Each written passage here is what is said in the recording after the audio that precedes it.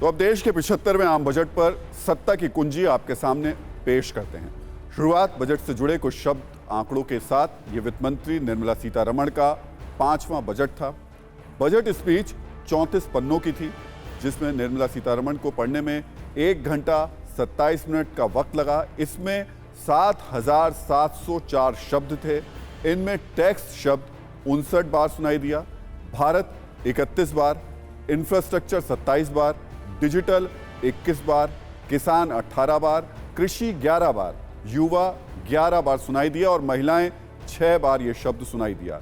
इससे आपको कुछ हद तक ये अंदाजा हो गया होगा कि बजट का फोकस कहां था।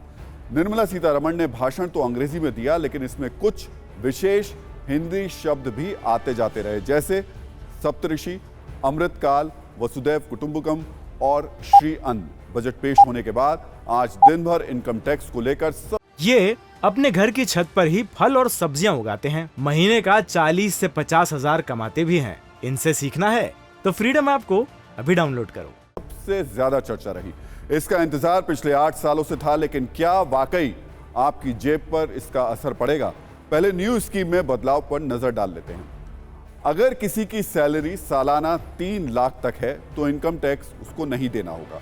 अगर किसी की सैलरी सालाना 3 से 6 लाख है तो 5% टैक्स उसको देना होगा। अगर सैलरी सालाना 6 से 9 लाख है तो 10% टैक्स देना होगा। अगर किसी की सैलरी सालाना 9 से 12 लाख है तो उसे 15% टैक्स देना होगा। अगर किसी की सैलरी सालाना 12 से 15 लाख है तो उसे 20% टैक्स देना होगा। अगर किसी की सैलरी 15 लाख सालाना से ऊपर है तो उसे 30% टैक्स भरना होगा।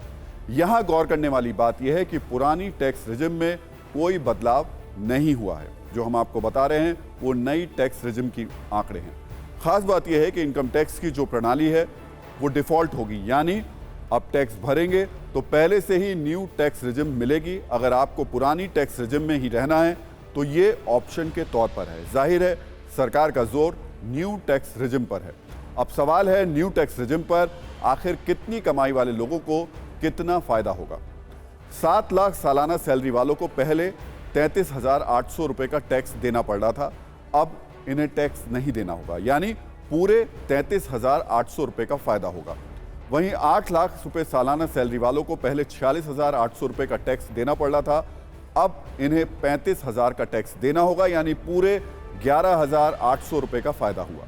वहीं 9 लाख सालाना सैलरी वालों को पहले 62,400 रुपए का टैक्स देना पड़ रहा था। अब इन्हें 45,000 का टैक्स देना होगा, यानी पूरे 17,400 रुपए का फायदा। वहीं 10 लाख सालाना सैलरी वालों को पहले 78,000 रुपए का टैक्स देना पड़ रहा था।